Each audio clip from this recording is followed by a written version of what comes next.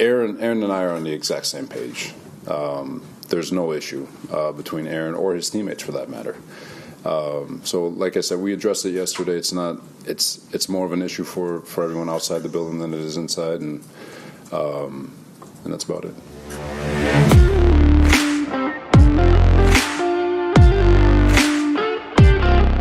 Kenny C here, back with you. It's been a while. Folks, there's just not enough time in the day. But I love to do this stuff, so I got to keep coming back and got to keep giving you guys content. And I really appreciate everybody checking these videos out. Today we're going to talk New York football. The New York football Giants and gangrene, the New York Jets, with drama with both of these teams, more so on the Jets side. But we'll start out with the Giants first.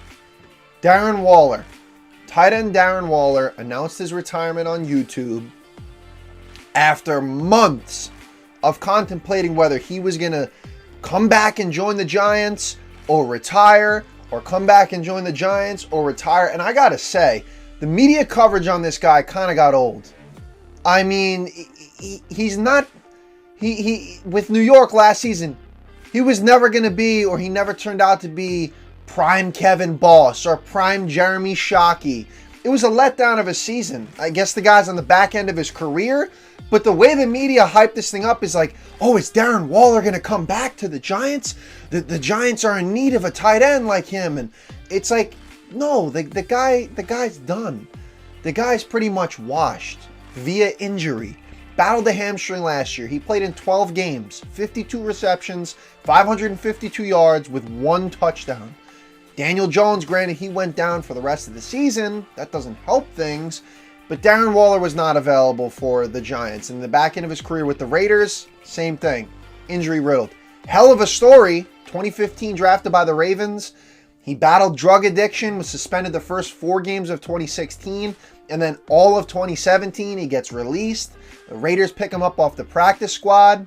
He has a breakout 2019 season. And then 2020 was his career best. So it's a hell of a story, but Darren Waller is done. He's donezo. So I don't know, the whole media getting alerts every day about Darren Waller was kind of just like, all right, put it to bed already. Put it to bed. This guy is not with the likes of Travis Kelce or Mark Andrews anymore, so let's just stop with all this. But it's a solid career nonetheless overall for Darren Waller. Giants shipped a 3rd-round pick to the Raiders to get him. They expected a lot more. It just didn't happen. He dealt with the whole thing with his divorce with Kelsey Plum, the WNBA star, and then now he's got a burgeoning music career. So I guess he's going to stick with that. Let's transition here. Gangrene and the New York Jets, some much more serious drama going on.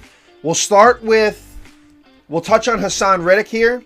Hassan Reddick, who they traded for with the Philadelphia Eagles after they lost Bryce Huff, and then they dished John Franklin Myers off to Denver. Now you're dealing with Reddick sitting out for all of mandatory minicamp because of a contract issue. That one's more clear-cut. Okay, this is what it is. This is why. But they got to figure that out. He's due to get $14.25 million this season. But the guy, I guess, wants more guaranteed money or some sort of a long-term deal with the Jets. This was the problem in Philly, which is why now it's kind of concerning, because Joe Douglas kind of swept it under the rug and made it seem like, oh, it's fine. It'll blow over. He'll play for us. But now he's not playing for you. You got to get that squared away before training camp, and obviously even more so before the season starts. They have to get Reddick on the field because this was their big splash. This was another one of their all-in moves to go all in on this 2024 campaign. So they have to get Reddick back in pads, back on the field with the Jets, because you need him on that defense. He's one of those veterans that is going to galvanize the defense, and that's why you brought him in, and they have to get him squared away. But with Aaron Rodgers, this is the biggest drama right now. Aaron Rodgers missing yet another day of mandatory minicamp. Robert Saleh already came out and said that these are unexcused absences. We're not going to disclose the reason why he's not here, but he was unexcused for an event. So the speculation around that has been through the roof. off the charts on New York radio, New York sports talk radio, all I'm listening to. It's through the roof. And here's the thing with Rodgers.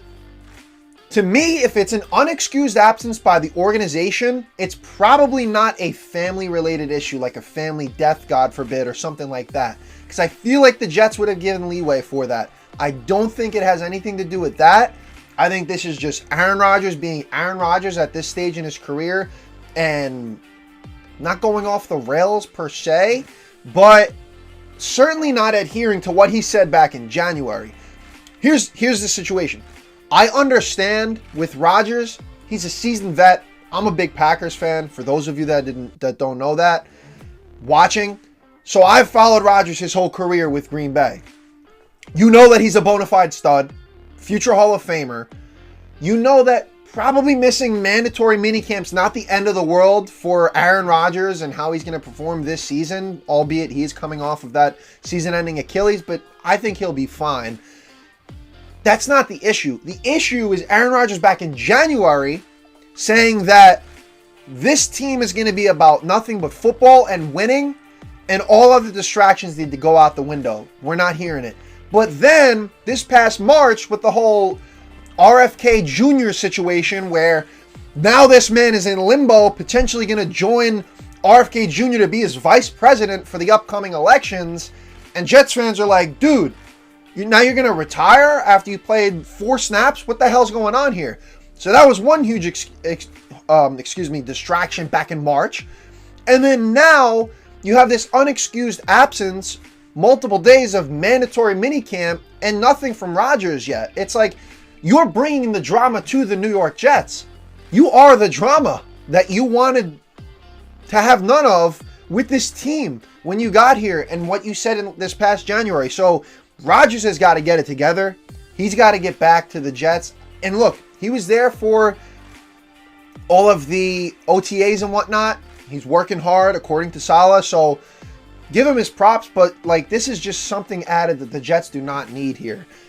You got to get back with the team, and the media is going to demand an answer about what this event was. So to be honest, with all of this drama that Rodgers now brought, he has to ball out this season.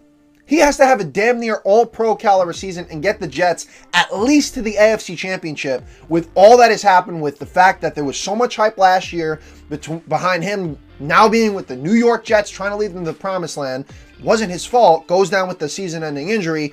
And now you have all this off-season drama. It's like, all right, Rodgers, strap on the helmet, ball out. I think he will, but you have to, because this is going to damper your legacy for the rest of your career. If things fall through and stuff hits the fan, to put it nicely, this is going to put an immense damper on Aaron Rodgers' legacy. And I love the guy, but he's got to get it together, and hopefully there's no more drama from here on out. Hopefully he gets back for training camp, plays his first quarter of his first preseason game, and the Jets get off and rolling to start the year against the 49ers. These are my opinions on both the Jets and the Giants. Give me your take. Give me your comments in the comment section below. Subscribe, as always.